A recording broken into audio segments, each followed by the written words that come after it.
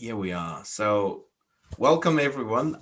As I said earlier, I'm super excited to have Yoni today about Getida because you will listen today. We will tell you how to save money, right? And actually, this all what you will this the time you'll be investing today hopefully will bring you to save money and stop losing money to Amazon. And to me, it's what I wanted to share with everyone is that at the beginning you listen to the pitch and from Getida and you say, okay, sounds a bit too good to be true, right? It's like, it's probably fishy. And typically when it's too easy for me, I was like, must be fishy. Probably because I'm French. But anyway, it's like we've tested it and we said, wow, look, it's really working. The guy's not, he's not lying. So this is really exciting and we will dive into it. And Yoni's prepared a lot of information you will see, and that's exciting. So we usually start our webinars, and I hope you've prepared for that, Yoni, with a fun fact about yourself. So you start with your fun fact.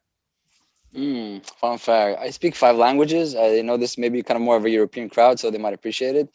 I'll touch the languages real quick. Born and raised in Israel, so I speak Hebrew. My mother's American, so I speak English. I was in the army, so I was trained to learn Arabic. And then I traveled in South America 6 months, so I picked up Spanish. And my wife is Russian, and my kids speak Russian, so I picked up Russian. Well, okay, that's a fun. Like I'm That's a fun fact, right? okay. That's impressive. Like even in for European standards where we tend to speak more languages, it's really amazing. Wow. I Okay. give you a little joke. I have to do this with a little joke, if you don't mind. So, what do you call a person that speaks 3 languages? Trilingual, right? Yep. How do you Indeed. call a person that speaks 2 languages? Bilingual, right? Yeah. What do you call a person that speaks one language? An American or American. French? There we go. There we go. Or French. So, Well, I guess you guys do it in France. So yeah, it's one of the. well, we could do that in France also because French people tend to speak only French. But that's true. So great. So we had a fun fact plus a joke. So we got extra. That's Getida, guys. It's like you get more for what even more than what you expected. So give us a bit about yourself, Yoni, and Getida in general. Okay, I'll start with Getira. I'll kind of help explain about myself. Essentially, we're a technology company, and our claim to fame is our ability to help Amazon sellers get the maximum FBA reimbursements that they're eligible to receive. I'm going to touch more about this during the presentation, and a little bit about myself. Born and raised in Israel, moved in the United States to study. I fell in love, I got married, and I got stuck. So I'm here already 13 years. But yeah, so actually, when I was in school, I used to buy my books on Amazon, and then I used to get rid of my books on Amazon as well and sell them on Amazon. That was my early dabbling with Amazon. This is more than 10 years ago. But 2013, we really started selling on Amazon more seriously, professionally, and the business grew very, very quickly from 0 to 20 million in annual sales. Then we became a part of a larger group. When I say we, I mean my partner, who is still my partner today, Max Boren. We were part of a larger group that together as a group we did about $100 million in annual FBA sales, and Getito was born from that activity because we all had so many transactions that we needed to basically audit and make sure that we take care of. And if there's any eligibility for reimbursements to get it, we created this whole solution for ourselves. Um, and from that point on, when we told our friends that we have this ability, they told us, help us, we'll pay you. And that was the early creation of Getira back in 2015. But this is very, very shortly about myself and Getira. Great, cool. So it's interesting to see that, and you usually users which have started with their own pain point come up with something which is very answers a real pain point. So maybe from your own story. So you were selling 100 million. You were saying it's like how much did you were thinking you were losing, and how much did you rediscover? Do you have those numbers Yeah, already yeah, as we a actually, yeah, we actually was. It's pretty scientific. It's very data driven. We saw that throughout the years, the annual discrepancy rate ranges. It's a spectrum between 1 to 3% from the annual sales. So if we were doing about 100 million annually, it's $1 to $3 million, and we need to basically audit and claim for constantly. So we have to develop the technology to constantly manage the feed because every day a lot of transactions are coming in. But even more importantly than that, to have a dedicated team to just deal with this, because most sellers, they're geniuses because they know so many things. They know how to focus moving forward. But what we do is actually more focus on moving backwards. It's very painful. Nobody wants to look backwards. You want to keep moving forward because that creates the business. But we created a dedicated solution to look backward and make sure that those funds go back into our pockets. So that's really interesting. I just want to reply to Warren. We will be sharing the recording after the fact, so after the show today. And one thing I wanted to ask you, you said it's very data driven. Can you elaborate on that? It's like what is which kind of data? Like which Yeah. data were you looking at to see that there was a discrepancy? Yeah, so actually, I'm gonna start with the basics before we realize this is all data. So back in 2013, when we were selling on Amazon, we first sold on Amazon doing FBM, fulfilled by merchant, right? And then we kind of discovered they have this program called FBA, fulfilled by Amazon. So like, interesting. Amazon has logistical abilities. Da, da, da. Today everybody takes it for granted, but this is the old days. Like Amazon, who are you, right? So okay, we said, all right, let's send in a $10,000 worth of inventory. For us, it was huge money back then. But before we send it in, we actually wanted to know what is their policy. What if something happens to the inventory? If it gets lost, damaged, destroyed, disappeared, whatever it is. So we actually called them, say, what is your policy? And they said, oh yeah, for every item, every unit that's in the warehouse, it's covered up to $5,000 in value. So by the way, if your product is worth $4,999.99 and something happened, you're covered. If it's $5,000 worth in one penny and something happened, you're lost. So just these rules. I don't know, but usually most sellers don't go to those kind of numbers with FBA. Right. So we actually looked into their policy. We made sure it's in writing. We shipped the inventory in, and lo and behold, I think we shipped about 116 units, and maybe 113 units were received. So 3 units were missing. Oh, so we got scared. 3 units is a lot for us because every item was more than $100 worth, by the way. So like I don't know, this was like $300-$400 worth. So we opened a case and they investigated and said, "Oh, we apologize, we lost it, but here's your reimbursement." And that was the moment we realized, okay, this is a trustworthy organization that we can probably do a lot of business with, right? So we started shipping, much more inventory, and it grew to such a dimension that, as I mentioned before. But what happened was that was just the beginning, or the firing shot, if you will. Once the units were inside the warehouse, we constantly tracked them. Where is it being stored in the warehouse? If it got sold, okay, fine. But if constantly check where it is. So all of a sudden it's because it's always data driven. There's always reports. Every movement that the inventory does, there's reports. So anytime we saw in the report that something's off, the unit basically is not there anymore. But it never got sold, it never got paid for, it never got reimbursed. So what's going on? That's when we started investigating. Oh, oops, here's your reimbursement. So at the early beginning, it was a bit easier because there's only I don't know, a few units, a few hundred units, 1,000 units. But as we grew to hundreds of thousands, of units, that you got to keep doing it. We need to build the technology. So imagine that our technology today, we audit billions of dollars worth of transactions every day, right? And what effectively happens is the moment one unit goes into the fulfillment center, that's where our machine, basically our technology, tracks it. What is the story? What is the life story? Almost what is the biography of this unit? Okay, it got received in this warehouse in Kentucky. It got stored. It got sold. Everything's healthy, no problem, right? Or it got stored. All of a sudden, it's not there. It didn't get sold. It didn't get paid for. What's going on? That's when we come in. We open a case with Amazon. We start reconciling, right? And then if Amazon finds it, everybody's good to go. But if they don't, all of a sudden, boom, here's your reimbursement. So this is just one unit across all your units and all the sales that we're doing. That's kind of the data that we're looking into, and we're looking for a story. What is the story of each and every single unit that is in your portfolio or your account? Yeah, and it's very similar to the food industry, right? You want to know that you're tracking all everything what's happening. But for people who have experience with Amazon, you totally understand. It makes sense to better track what's going on because they are focusing a lot on their own end consumers, but not a lot on the people they're doing business with, like the brands and the sellers. Is this system working only in the States? I know the answer, but Yeah, no, we're global. Yeah, it's a good question. We're a global provider, so yeah. So whether you sell on Amazon Canada, Amazon Mexico, UK, Germany, whatever it is, we got you covered. Not an issue. And did you ever think about going on other marketplaces, or it's only on Amazon and it's difficult to replicate? So Amazon is a beast. It's just a giant. It's the 900-pound gorilla of e-commerce. The only one that we can maybe uh, appreciate that's up and coming is Walmart. Once again, only it's very limited to the United States, and it's very early beginning. They call it I think fulfilled by Walmart or something like that, or Yeah, they dubbed there's it a in special some, name. Yeah. yeah, or Walmart fulfillment. But it's very early on. So once it really gains traction and volume, we're gonna probably apply more resources into seeing what their policy, what's their rules, what's their technology, It's a lot of components and ingredients that we have to look into. But yeah, definitely, I think Amazon is very lucky to be 5, maybe even 10 years ahead of the game of everybody around them. But It's maybe also the only because they one. are very technological, right? They invested in the tool and the machine Yeah, itself. nobody even understand what Before. Amazon's doing all these years. Like everybody's like, let them do it. Now, it's a catch up game for Walmart, but I think Walmart does have a lot of financial resources and stores available in the United States, so they might be able to do the catch up game because the way they built their infrastructure. This is a side note, by the way. We're going into e-commerce, a passion of mine, but they created in the United States an infrastructure where they have to be up to 1 hour from any consumer. That is a spread of Walmart stores across the United States. So imagine if some of these warehouses, these stores, or all these stores, they have 10 or 15% of the location dedicated to fulfillment, and they can deliver products to you within 1 hour instead of a day or two like Amazon. And so that is what they have in the infrastructure built in. They worked, decades to building this infrastructure.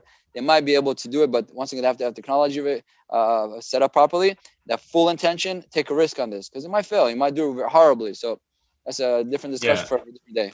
you're right. Is a lot of people forget that Amazon has been losing money for a long time because they were always reinvesting in the Yeah, it's system. like, And yeah, the like vision 20 of years. Jeff Bezos is that it's like not short-term money. It's like they're investing. So for anybody to catch up, there's a lot of money to be invested Oh in yeah, the short term. So that's great. I know you've got a lot of slides, or very interesting slides you wanted to share. Maybe we can jump into it because yeah, there's a with lot of pleasure. value information uh, on those slides, and I was impressed. So typically we don't use a lot of slides, but in this case, there's a lot of numbers. So having numbers really help to have them written down. So All right, so guys, welcome to go. the slides that we have prepared for this event. I'm gonna fly through a few of them because I want to really touch the main essence. We can share the PDF documents later for you guys to use, and if you want to kind of implement the things. So we're gonna focus quickly on how to reduce Amazon fees and increase profit. This is a little bit about ourselves. We kind of touched it, but if anybody wondered about the name Getira, what is Getira? Is it Getira? Is it Getaira? It doesn't really matter. It's an acronym. It stands for Get Idea, which is Get Intelligent Data Analytics. This is kind of the things we already discussed. So I'm not gonna bother you too much. Also, on a side note, we can also find us on the Amazon App Store, which means we're an authorized solution by Amazon. If you're looking for any technological solution for your Amazon account, I advise you go to the App Store because this means these solution providers were vetted by Amazon. If somebody pitches you and they're not in the App Store and they're involved connecting to your account, maybe you should think twice because once you're authorized by Amazon, you have a double commitment. We have commitment to you, the sellers, but also to Amazon. Essentially, we're like Amazon sellers, and we know how strict Amazon is with the guidelines and the policies and rules in terms of service. In addition to the App Store, we're also available on the SPN, the Service Provider Network. You'll find us there as well because the Getira, we're not a tool, we're not a software, we're actually a solution. And as a solution, we use technology, but also a service team to create the solution. Our technology finds the issue, our service team actually fixes the issue. Together, it's a solution. That's why we're on the App Store and SPN. All right, so now we're going to dive into the meat and potatoes of what's going on. Here, quickly, I'm just showing you how to grab a certain type of report so you can really discover your fees. Because if we want to minimize fees, we have to know which fees we're talking about. So this is how you find the fees. It's called the pick and pack fees, right? So whenever you send your inventory to Amazon, to the fulfillment center, whenever there's an order that comes in and Amazon needs to fulfill it, essentially they pick the unit from the bin. Let's say this is the item. They package in a box and then they ship it out. They charge you a fee for this. It's called the pick and pack fee. So this is how you grab the reports, right? Reports, all statement. Okay, make sure you know the settlement period, and then you click on download flat file. And this is how to you get the second type of report, which inside this report you're going to find FBA inbound fees, FBA return fees, FBA storage fees, FBA removal fees, and FBA manual processing fees. Click on reports, transaction view, survey fees, and download. But once again, make sure this same data here correlates to the first report you downloaded. So for a time frame, you have the ability to see the both types of fees. Okay, now we're going to do a quick summary here or a quick case study of what's going on. So this is a case study of a $5 million seller, right? How do we know? They sold 219,000 in 2 weeks. That's 440,000 in a month. That's about 5 million. And we all know this page. This is the blue area where money comes in. This is the red area where money comes out. This is what we're trying to focus on today, right? So if I look at this and I see, Amazon fees, it's very convoluted. It doesn't really show you anything. It's very like a smoke screen. And then when you look a bit closer, you see FBA fees. It looks very thin. So you might think on the FBA side, I'm doing okay. There's nothing really to worry about. So here, this is a lesson for you guys to realize that not really. Now what we're gonna do, we're gonna break down the components and show you what it's all about. So these Amazon fees is 77,000. But if you extract the report that I showed you earlier with the pick and pack, you find that the pick and pack, which is a fees type A, of 43,000. 43,000 divided by 219,000 is almost 20%. And this is all FBA related. Okay, so inside these Amazon fees, you'll find the pick and pack FBA pick and pack fees, which is all FBA related, and it carries a heavy weight. You can even safely say that the pick and pack fees, FBA, are the king of the king of fees on FBA. So it's very important to consider the weight of it. And here we're gonna do a quick summary of what's going on. Right, so we have a $5 million seller. FBA type fees are almost 20%, and you got the FBA, the rest of the FBA fees. Don't forget, there's Amazon selling fees, right? In this case, for this particular seller, is 15%. And I don't want to depress you, but there's also the PPC spend adds even more fees. Now, don't forget about ACOS. If you're doing 10%, 15%, it's probably good. Or some sellers will do even more if they're just launching. But let's keep that aside for now. This is just a notice on the side. Let's bundle all these together. You see that 35% of all these sellers' revenue are in Amazon fees, and that's burning through the margins because $5 million, 35%, it's 1.75 million in annual fees. Okay, so the first purpose here for you guys is to recognize the fees and know how to do the calculation and know your numbers. All right, and now that we know this number here is that Amazon is taking 35 cents of every dollar that's or euro or Great British pound, wherever your marketplace is selling, they keep in fees. The mission here is to reduce this. If you reduce this 35% to 34, 32, 30, or 29, whatever it is, it's all gonna go back into your pocket. That's kind of the main mission and purpose of this whole presentation.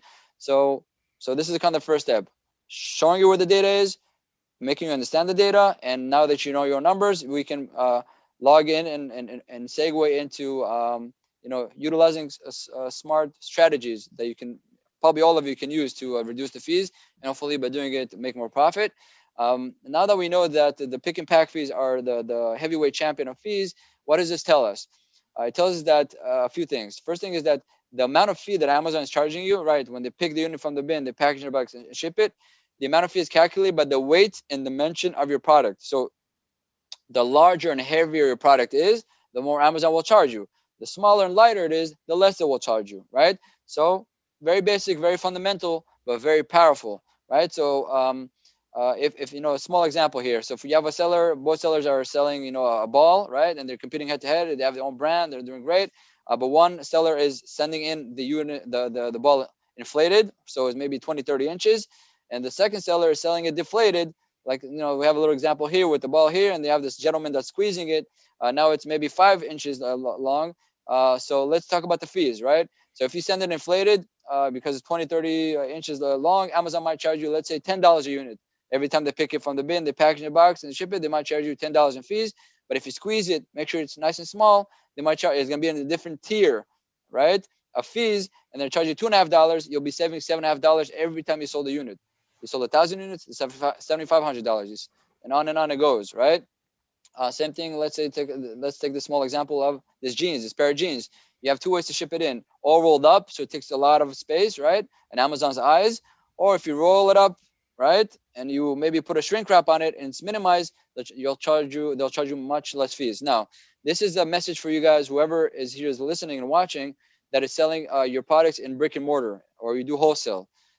Now that you know the components of fees and costs, I urge you to consider having a different type of packaging for Amazon, right? Especially for FBA, because the name of the game in retail, right? The traditional retail is having a beautiful, packaging, which is big because you got to fight for the space on the shelf, right? You ever wonder, you walk to the supermarket, you see a big potato chips bag. It's so big, so much air. It's not because of freshness or whatever, because it's because they want to have space on the shelf, so the consumer sees the bag, it's shiny, it's beautiful. They want to hold it, they want to touch it. It screams, "Buy me!" So you put it in the cart, you buy it, and you go out. That's the name of the game with brick and mortar. You want to have nice, shiny packaging because that's how you make the sale. But when you sell on Amazon, that's not the case anymore. Your digital shelf is your listing. Okay, the way that your their products look like, your visuals, your enhanced brand content, your A+ content, the videos that you're putting in, even your PPC campaign, all that's how you scream to the consumer, "Here I am, click, add me to cart, and buy me." Because no matter what you're gonna do, they're always gonna get your product in Amazon's smiley packages. If it's the box or the envelope, doesn't matter. But in that moment, they're already sold. at that moment they want the utility of the product. You don't have to sell them again. So you give them nice, small, and elegant packaging. It's going to save you a fortune. It's going to make you very, very profitable. So have that in mind to create different packaging for the different platforms. If you do brick and mortar, it's very important that you have some sort of nice and flashy packaging when you sell on Amazon. Different game. Put your focus on the content, on the listing, on the ranking, and everything that goes along with it. Okay, so I that's kind think of the first. Go ahead. Yeah, I think it's a great point, and I wanted to chime in is two things. Is actually this is true for sellers because you will see the FBA fees, but it's true for vendors because what you don't see is that those fees that sellers see and have to pay vendors, it will go down into your margin. So for anybody, it's like having this very clever packaging or retail ready or e-retail ready is very important, and I think that's something we see a lot, and having that, and some people say, yeah, it makes a lot of sense, but once you talk with your supply chain people, then they start saying no, it's difficult, this is that. So that's something you really need to sit down and make sure this is happening. The second thing, and related to what Yoni said, is that if you're having a different packaging for retail, like brick and mortar, and one for online, is also you will have different EN or different UPC codes. So typically when you're trying to having different pricing, or you don't want to have buy box issues, having different EN codes with different packaging can help you also differentiate your channel to sell. So actually it can help you on both sides. Nice. Appreciate that. Um, okay. Are there any questions so far, or that we got from anybody that you're aware We've of, or not we've I'll keep them yeah, keep me posted. yeah, I'm on I'll standby. No interrupt you, worries. don't you worry. You got it. Okay, guys. So now that we touched the fundamentals, and you did everything you can to really make sure your packages, your product packaging in the smallest tier and of weight and dimension possible. That's just the beginning. Now that you actually put the effort to do that, what you need to do is to start tracking your weight and dimensions with Amazon. Because why? Because later on they might change. For a variety of reasons. And if they do change, and Amazon starts to overcharge you, you're in trouble, right? I'm going to give you two simple examples of why this might happen. One of them is by honest mistake. The second one is maybe because you're being attacked, right? So the first example is Amazon every few weeks or maybe every few months we're going to scan your product, right? And there's this big machine, they call it cubic scan machine. Okay, they scan it through the machine, and let's say your product is a handbag. So they scan the handbag, but the handbag has a strap that's hanging loose. It's adding maybe 20, 30 inches, right, to the packaging. All of a sudden Amazon is going to recalculate your product weight and dimensions. It's going to go to a new tier, but then they're going to start overcharging you with fees. Okay, and if that ever happens, when they start overcharging you with fees, you got to do two things. The first thing is you got to do update the data. So going forward, they stop overcharging you, so you stop the bleeding. The second thing, you got to go back and get a reimbursement. Okay, a recovery, financial recovery. This type of issue is limited to 90 days. So you got to do this at least every 90 days. And this is kind of the first example where an Amazon is doing an honest mistake, right? Because it's a machine. The machine, the data in the machine gets distorted, and you get overcharged with fees. The second example is when you get attacked is I'm your competitor. I can take your ASIN, list it on my Amazon Sell Essential account. I never sell it. I never offer it. All I do is very basic, very simple. I take your ASIN, I list it, and I start changing the numbers. I say, oh, this product, instead of being 10 inches, it's 100 inches. Instead of being 10 ounces, it's 100 pounds. Amazon takes this data, changes the calculation, start to overcharge you, and boom, we're selling the same product, same price point, fighting for the rank. I'm making all this profit. Amazon's overcharging you. If you find it too late, and you can, and because you only get 90 days of recovery. For example, if you do this checkup once a year, and Amazon charge you $100,000 throughout the year, but in the last 90 days they only charge you $30,000. That's what you're gonna get. You're gonna get $30,000. The other $70,000 you're not gonna get. It's done. That's money that's gone, and you're not gonna have eligibility to get it. So a good professional seller knows the rules, knows the game, and does these checkups every 90 days. Now, if this is new to you, this is a headache to you, too complicated to you, there's solutions out there that help with this. It happens to be that Getira, we're one of them. If you need our help, we can help you with this as well. Now, if I'm gonna here's a landing page for an ebook that you can download, which it touches with Amazon income statement and its fees. I'm gonna give another shout out to this later on, so I'll show it to you. But before that, I can also show you that if you need, you can go to getira.com, click on free sign up, and you get free access to our dashboard technology. Free. We're not gonna charge you anything. It's just free, right? So you can always visit. Once you're in the Getira dashboard, you can click on the left side here, pick and pack, and then you're gonna see because what happens is when you do the auditing, you gotta basically know your weight and dimensions. right? You're gonna have it on a chart, and then you gotta grab the data from Amazon and compare it and see where Amazon is overcharging you. So instead of going to Amazon and trying to look for the report, you can just join the Getira, the dashboard. You're gonna have that data already populated in the dashboard. You have it here, or if you want it, you can export the file as an Excel file and use it just as a shortcut, to do this auditing.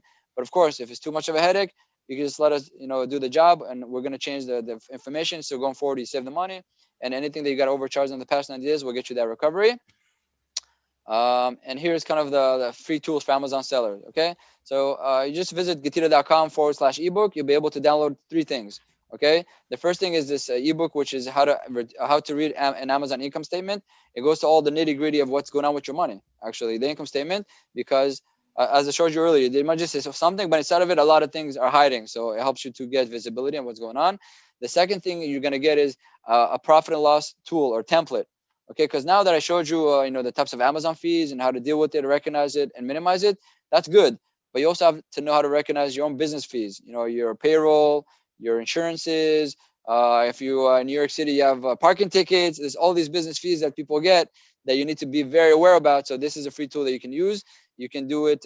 When we used to sell on Amazon, we used to do a profit and loss report every month. We knew every month how much was in sales, how much was in Amazon fees, how much the business costs, and how much profit. And pay close attention to the profit. So always it's on the rise up.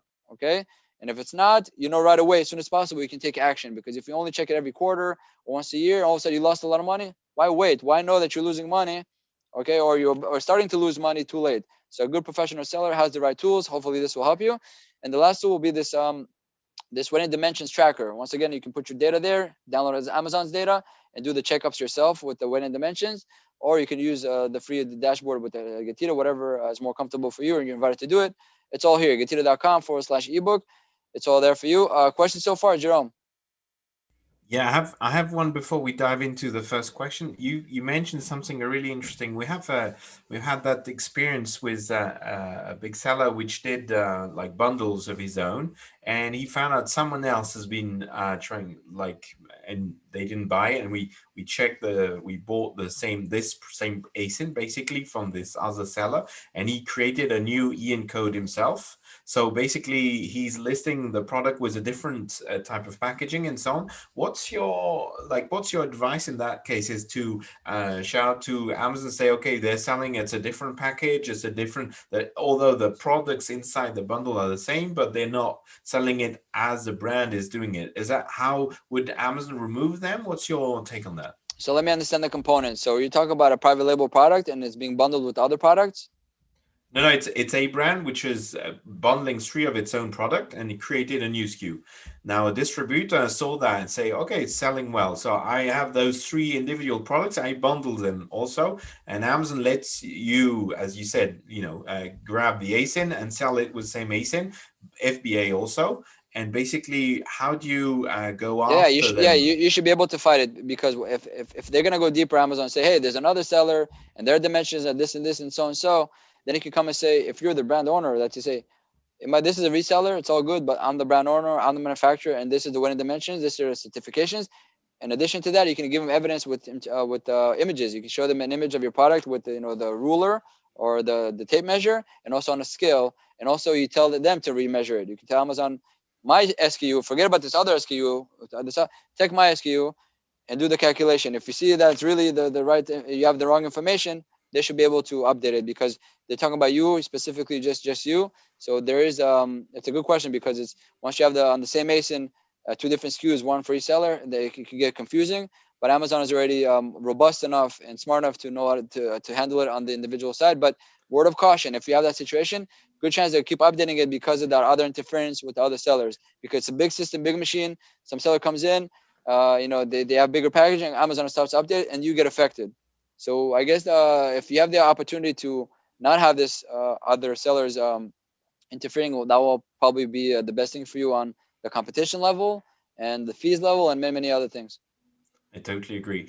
Now, if the packaging is not the same, still Amazon will not remove the other seller, right? They will Yeah, they can still keep the other keep. seller, but you tell them fork it, Amazon. This is this seller and this is my seller. It's a product, but we bundled it differently, because this is a group of products. He has his own packaging, I have my own packaging. I want to make sure that for my own packaging, it's the right one, Hmm. because this is not how it's coming from the manufacturer. This is how kind of it's a few products are being bundled together. So it's a Great. little bit dicey. It's almost like a case packaging.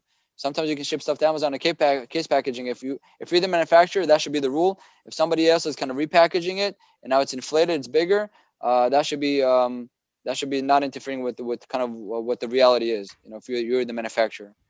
Yeah, so it's a special caution if you see other sellers Yeah, it's a red flag grabbing for your sure. ASIN, is yeah, making sure that is that. So we've got now a lot of questions. We'll jump into them. Pamela is asking, Amazon lost. So that's a use case, and I think you've heard that multiple times, but you will give some insights of how to handle it. Is Amazon lost my inventory and paid me some average sale price? So I paid $3,500 and they gave me only 1,600. And For there's one a, single product or for the whole variety of products? I That believe when it's you the whole it's a Yeah, whole so they lost a whole shipment, maybe a few hundred units, something like that. I gotta understand the components a bit better, but I'll try. As far as I understand, I'll try to make it this way. So, actually, just there's more slides. I wanted to see if there's any urgent ones that we need to answer, because this is more. This is gonna touch more the next slides that I have, which focuses okay. So more on let's reimbursement. park it for now. Let's take another Yeah, one. yeah, and if they can also take the time to clarify if it's one unit or a bunch of units, because if it's one unit that's worth $7,000, that would be an interesting case for me to hear. Yeah, if you're selling a $3,500 kind of price point product We on did. By the Amazon, way, that's yeah. we used to sell watches in FBA that were over three or even $4,000 worth, because we know there's coverage. This is back in the 2013, 14, 15. We had a lot of guts, but as more abuse came into play, buyers or consumers used to buy it and bring you back a $10 watch. And then we used to get reimbursed from Amazon for that also, but it was too much handling. So we said, okay, for the expensive product, we keep it in our safe. We ship it directly to the consumer, and we deal with them directly FBM, instead of yeah. FBA. Yeah, exactly. Cool, makes sense.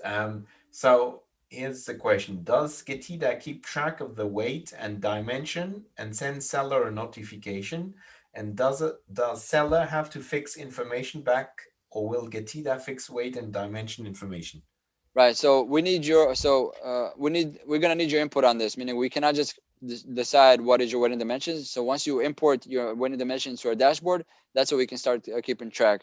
If of course we find something that's not working in your favor, we're gonna take action. Okay. So we need your information. Once we have it, we take the work off of you. But we cannot start doing that unless we have your information, because you're the certificate. What you say We is need the the rule. Yeah. original information. Yeah. Exactly. Great. Let's take so I think we have a comment, but I believe if your product is patented and you're the original seller, then you should contact Amazon about other sellers' infringement, or you should also contact the other seller and send them a cease and desist letter. True. Yeah. Yeah. Yeah. However, If you yeah, yeah Europe if you is a bit different to the US for that, but yes, Yeah, yeah, I'm just saying, if you have somebody who's really unauthorized to sell your product and you do have concerns of them infringing your rights, you take action. If you exactly. sold to them and you sold to them and you still want to get them off your way, it's not going to be possible, because they're going to show, hey, they sold it to me. I'm doing nothing wrong. I'm not infringing. I'm doing this with authority. So make sure that your distribution is makes sense. If they're authorized, you have to talk to them directly. Maybe ask them nicely. But if not authorized and they can clearly see violations and abuse, you take action. But And probably that is exactly what Europe is about, is different countries. So you could have a distributor in Spain coming into Germany and selling, and he's also raised in Spain, but he's coming into Germany, and legally you can't stop them really. So yeah, it's it parallel can be, imports. Yeah, you got to know your distribution, who you're working with, and that's but more yeah, it's a complicated and process. robust. Yeah, So let's take another question before we move into the rest. When you got brands it. reach out to agencies to help them better to save Amazon costs, how much profit do they stand in as compared to the fees they pay to an agency? For instance, e-commerce. Once again, explain to me. So when brands reach out to agencies to help them better to save Amazon costs, how much profit do they stand in as compared to the fees they pay to an agency, like e-commerce? So it's basically like working with What is the trade-off? So if you basically if you have a good agency that's helping you recover fees, how much does that reduce from the cost of the agency? I assume, or the comparison, but yeah, Yeah, yeah. but So it's a great question. It's so yeah. Actually, it's an excellent question, because if you work with an agency that is able to keep reducing your costs, right? And they save so much money, right? And all that money goes into your profit line. They pay for themselves, and it might cover completely all the costs of the agencies or even more.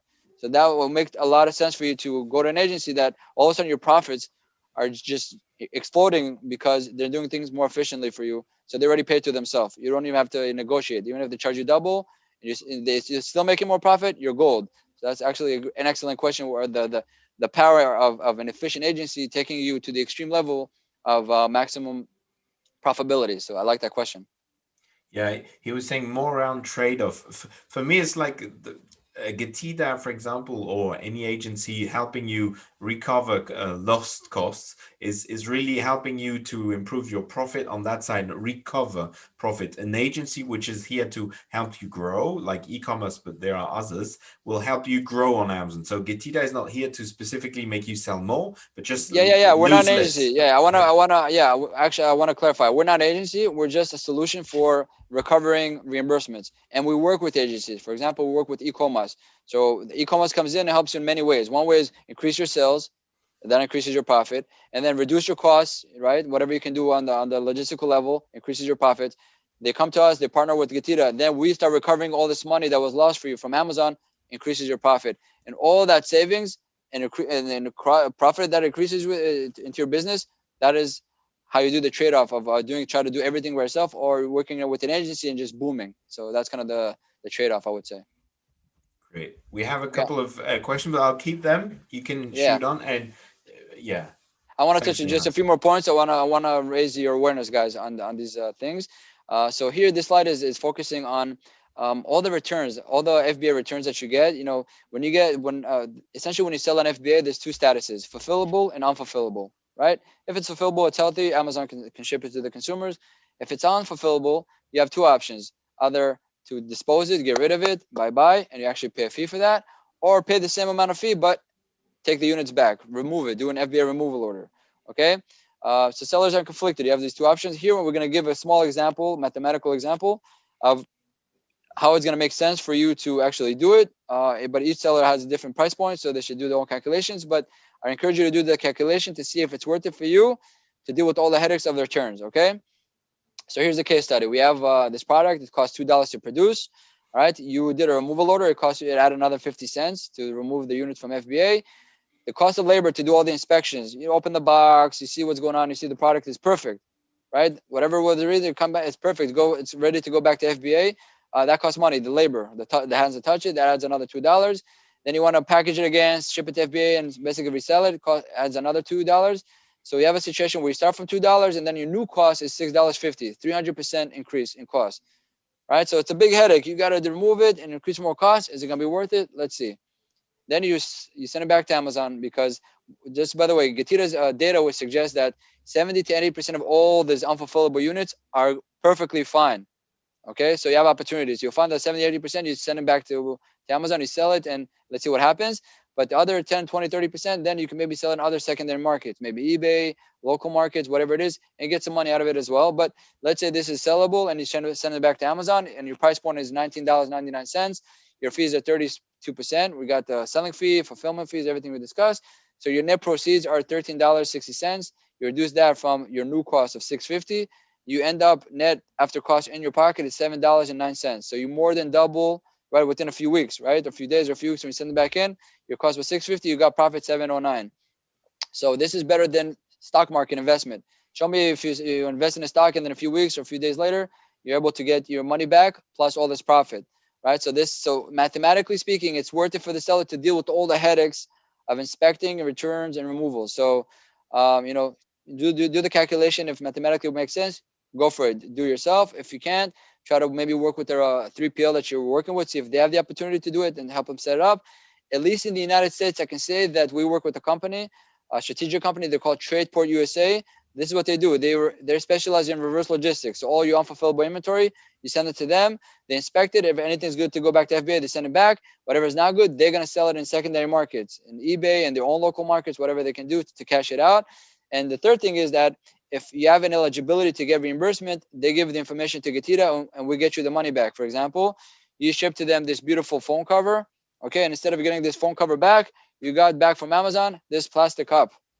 Okay, clearly you got the wrong product back. This is an opportunity to get a reimbursement. Okay, so there's opportunity to get reimbursements there as well. So this is quickly kind of another opportunity to, you know, increase profit by dealing with removals and returns. Okay, this is very quickly how to minimize or avoid. Actually, this is, you don't want to minimize. You want to completely avoid manual processing fees. Okay, these are the four main manual processing fees that you want to avoid. The message is clear for all of them. Essentially, you're going to pay more fees, and it's going to take longer for your inventory to be ready and available on FBA. So you should avoid them. The first example is polybagging. You send the shirt in. The Amazon tells you when you prepare the shipment, put a bag on it. If you're not, Amazon's going to charge you a fee to put a bag on it. So they're going to charge you a lot of money. Plus, it's going to take them longer to prepare your product to be available on FBA. So you're going to pay a premium to get your product sell even slower. So avoid it by all costs. Same thing with taping. You have a product that has a sleeve. Let's say this iPhone, has a sleeve. The box can shift. Once you put a little tape to make sure it's bundled, do it. Okay, make sure you do it. And so if not, Amazon will do it. You'll pay a lot of fees, and it will take them longer to put your products online. FNSQ labels, right? The labels. Make sure you put it yourself. Don't let Amazon do it. If you do, take them longer. You pay money. Plus, from our experiences, sometimes they make mistakes, which is more painful. Try to avoid it. And missing box content information, which is the next slide. Okay, I don't know if you guys know this, but when you finish an Amazon shipment, they expect you to tell them what's in each and every box or pallet. They call it box content information.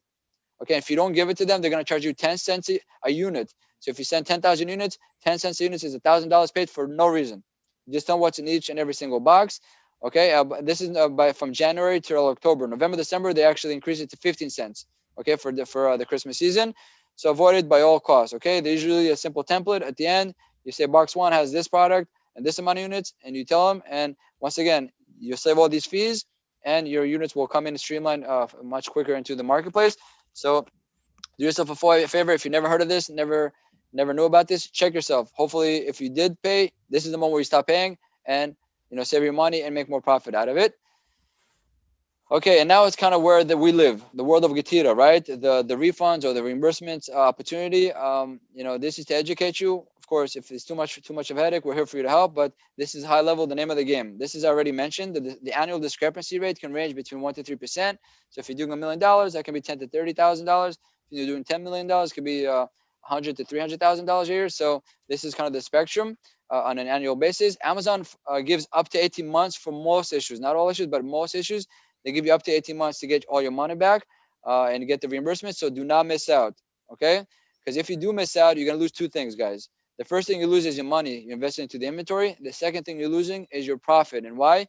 Because when Amazon pays a reimbursement, they pay you with the retail value, not the cost value, right? So if your product costs you $2 to make and you sell for $30, you're going to get $30. So it gives you an opportunity to take your money out plus all the profit. So do not miss out on everything that you owed.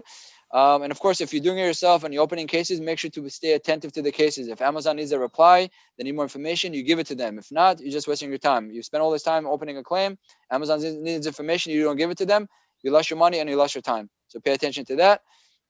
Now, if you ever wonder why do you need help with Amazon FBA auditing, just have a little look. This is kind of the stuff we're looking for. If any of these items you don't even recognize, it probably means you're leaving money behind, because this is our checklist. We come into your account, check. Oh, issue money. Check. Oh, issue money. Okay, so we can kind of take the tears away and put just the money back in your pocket, where you can really focus on the growth. And here's a quick case study about the positive impact of successful Amazon FBA reimbursements and auditing. Okay, so we have an $18 million seller, sold about, on an annual basis, sold about 300,000 units, of which 9,000 units got affected. Inventory got lost, damaged, destroyed, disappeared, or got overcharged with all these fees. So we discovered all that, and this puts it on 2.8% on the spectrum. Remember, we said 1% to 3%. This is 2.8%. We helped bring back 1.5% in reimbursements. We pushed the bottom line with 151,000. This 151,000 helped to increase the profit by about 11%. Okay, so you see it's almost a 10x effect. 1% recovery from the top pushes the bottom line by almost 11%, almost 10x. And why? Because before Getira, the profit was 1.3 million. We added 151,000, which pushed the bottom line by about 11%. So this is the first layer of the positive impact. Now, more layers, more sophisticated layers is the hottest thing that's going on. Like I can't even say how hot it is when you're trying to sell your Amazon business. Okay, we have all the aggregators buying businesses like it's candies. So you have more impact. Why?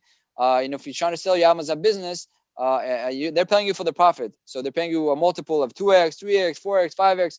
Okay, so every dollar you get back into your profit, all of a sudden it's worth multiple times more. So let's say this 151,000, you got 3x for a business. Whoever's buying your business will pay you $450,000 more because of all these recoveries. So that's the positive impact increases if you're selling a business. But another layer of sophistication, if you just bought an Amazon business and whoever sold it to you failed to get everything that they owned, if in the past 18 months, you get the opportunity. So let's say you bought this business, all of a sudden you got $151,000 back because you went back 18 months and you get all that money back to your pocket. It improves your investment, improves your return on investment. So once again, depends on the hat that you're wearing. If you're selling or if you're buying, there's opportunity, there's great positive impact when you have, a good, healthy auditing and reimbursement, done to the maximum level that you can do. Now, if you guys ever needed kind of encouragement to give it a shot, give it a try, we prepared a special offer, for you guys that's joining us today. You can just visit getira.com/e-commerce and e-Comas, and then basically the first $400 that we're gonna get for you in reimbursements and FBA reimbursements will be free. We're not gonna charge you a penny, right? So after you get $400, if you like the environment, you like the value, you want to stay, you're welcome to stay. After you get $400, you want to leave, that's fine as well. Our mission is just to help you. Now, just to clarify, we're not a subscription. It's free to join. There's no contract. We only charge a fee from successful recovery. We charge a 25% fee. So let's say we got you $100 back that you never had access to before. Only if we're successful doing it, 25% fee will be $25. So it's always based on performance and win-win situation. So this is for you guys to kind of consider if you want to give it a shot. And now, boom, I did things kind of quickly so we can get to the Q&A because I really want to touch what's on people's minds. So we have about 8 minutes to do it. So let's do it. Well done. So wealth of information, and I think if for anyone interested in going back, that we'll send the details out. So Yes. we can go back to Pamela's question about she lost her inventory and basically, so we don't have more details, but what we can assume is like Amazon lost her inventory or part of her shipment, and let's say the total of everything which was lost was $3,500, and she got paid back $1,600. So what would be your course or recommendation of what she should do on that? Yeah, I mean, you got to look. So here's the rules of the game. Whatever Amazon lost and owes you money for, they need to pay you the retail value of your product. Okay, so whatever you expected to sell it on Amazon minus all the fees Amazon usually takes. So do the math, see what the number is, and say, hey, Amazon, you're supposed to charge me this. Sorry, you're supposed to pay me this, but you only pay me that. This is the minus. This is the difference. Please pay it. That's what I would do. Now, if it's too complicated, too much headache, we'll take a look at this for you for free. We're not going to charge you. We can come and help, see if our team can come in with our specialty and do that little bit of a back and forth element with Amazon to make sure you're really getting the maximum that you're eligible to receive. So yeah, Pamela, make sure you reach out to Yoni. I think that's your best bet That's because kind of all we live for, but we'll be happy to help if you give us the yeah, no, opportunity. but there's and as an agency, we know that it's time consuming and nerve breaking. It's like when you have thousands of things to do, running your business, having you don't have only Amazon in your life, maybe. So it's like it's sometimes just too much. And getting that extra help is like if you even if you pay a fee, a 25% fee on it, if you get like the 1,600 more, whatever, it's like that's already a lot Yeah, of if it's more about to money. get lost, you don't have access to it. When we give you the access, that's always worth it. I also want to mention another thing. In general, we encourage the sellers to do the maximum they can do on their own in reimbursements, and because we're very customizable, it doesn't have to be us or you. You can do it in house. You can even use another provider, and then you can come to us. We'll make sure that whatever is being left behind, we'll recover it back to you. It's always a win-win with us because we're very customizable. You might tell us this and this and this. I know how to do. I do very well. The other stuff, I don't even know how to begin. I want you to cover me. We'll cover you. Not a problem. So we're very customizable for this particular situation. She did what she could do. She got $1,600 back. She got stuck. She can't move on. We can come in and put that extra effort, that extra experience, that extra data point that it might be missing to get the maximum that she's eligible to receive. And only if we're successful, we're going to charge a fee. So Pamela did add. Thank you very much for adding that. She's a happy customer of Getida, and she got back almost $300 already this month. Awesome. Uh, but we'll make sure Yoni has a look onto that one Yeah, also. yeah, yeah. So go to just email us at support@getita.com with a specific issue. See if we can get you that extra mile. No worries. Great, awesome. So, another question: in your opinion, what are some of the best practices besides reducing packaging sizes to minimize FBA fees? What are the what's sorry again? What's What, the sorry, what are the best practices to reduce FBA fees, basically, outside of packaging? Yeah, so now that we mathematically looked at the weight of it, that's a champion, that's a king. So if you could do something on this, you did probably 90% of the job. The other ones that I mentioned, I kind of showed in the slide where you have all these manual processing fees. Just try to avoid it. So I give you four of them. They're also pretty heavyweight. Um, that's pretty much it. If your product is the smallest it can be in the lowest tier, they're charging in the minimum. If you avoided all these fees, you're in the minimum and you're getting all the maximum reimbursement that you're eligible to receive for all the mistakes and all the issues that happen, you're good. You're wearing Gucci. You're good. Yeah, and if you're selling in Europe, then is looking at there are some intricacies of selling having one pan EU, not pan EU EFN, and like even in Germany, for example, if you don't want to stock your products in Czech Republic or Poland, they add 50 cents to FBA fees only just because you've checked that So because of avoid that. Yeah, VAT. yeah, yeah. So See where the volume is. See where most of your consumers are, and try to be as close as it's possible. This is logistically speaking. That also kind of includes FBA. That's usually the best practice. So don't be spread out too much. Try to consolidate in the regions and the marketplaces that you're doing the best with, and keep your products in those fulfillment centers. And you're gonna avoid all these extra unnecessary fees. I have a question. What differentiates your solution, so Getida, from your competitors? No, there's a variety of other providers. They're all very good. I only have good things to say. But a few things to consider is that we're not a tool. Some of them just give you a tool. You need to do the work. We do the work. That's something that's easy to explain, because we want the sales to focus on moving forward. Focus on the marketing, on the branding, whatever it is that you do that creates the magic, which creates the business and revenue. Our mission is to be like archaeologists. We're always gonna look into the past, come with our little toothbrushes and rub through the sand, and only if you find the gold, right? We're going to present it to you. We're going to give it back to you in your pocket, and only then you'll pay us. So that makes it so we don't charge any fees up front or anything, any contract, any commitments. We're authorized on the platform. So if anybody comes and pitches you and they're not really in the app store or on the platform, they're not authorized. It's data. It's access to your data. It's data security, private policy. Also, a large part of our team are former Amazon employees who used to work in those departments. So we know what we're looking for, how to present the issues, how to manage the cases, how to do all the back and forth, and stay compliant throughout every step of the way. In addition, I can keep going and keep going, but I'll give it one more.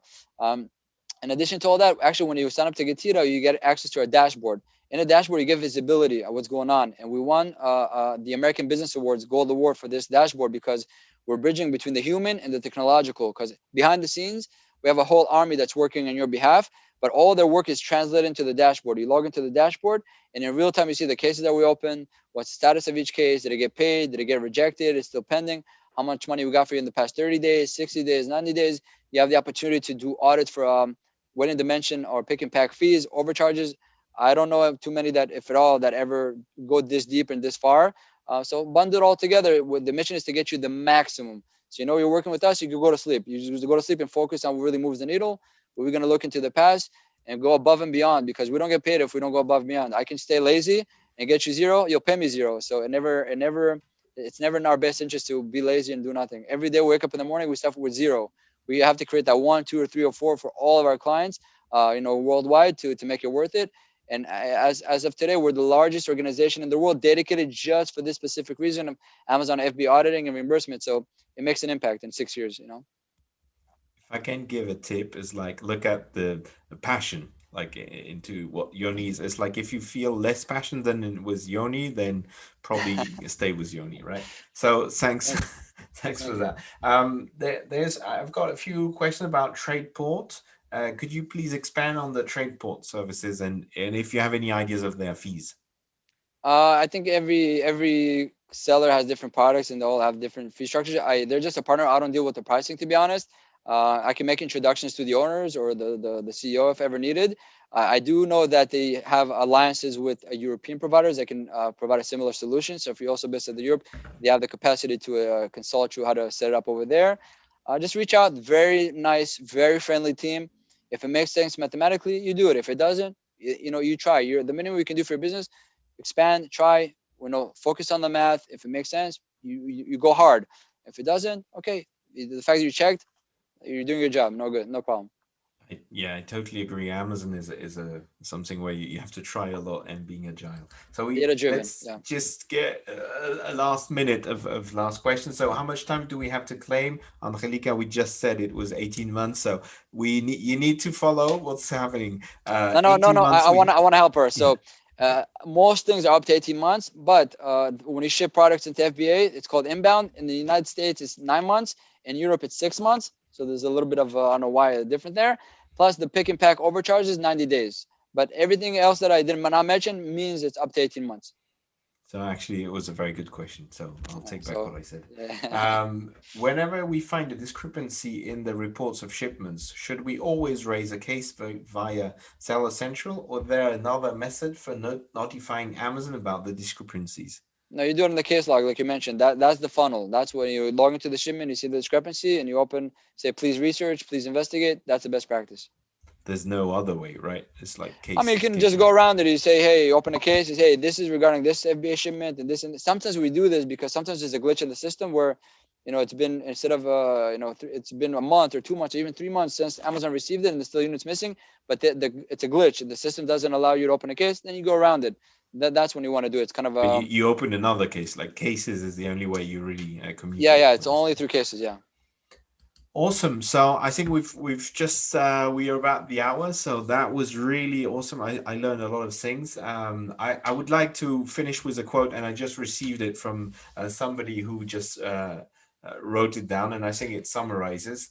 Coming from someone who only had the bandwidth to investigate lost inventory from FBA shipments, not even 100% either, Getida has been godsend in automating this process so we can invest resources elsewhere. It's lovely to be able to follow all the cases created from the service. I think it's a great summary of what we've been discussing. If you have any questions, reach out to Yoni. On our side, I didn't answer some of the questions about e-commerce. We have brands expand in Europe, but also in the United States. And if you have any question, you can reach out to me or anybody in the team. In 2 weeks, I will have someone from Data Hawk, which will be talking about SEO on Amazon, and we hope to see you all again very soon. So have a great evening, Yoni, or great day on your side of the pond, Atlantic. and Yeah. we'll have a good evening. Thank you very much. Bye bye, everyone. Bye bye, everybody. Thanks so much.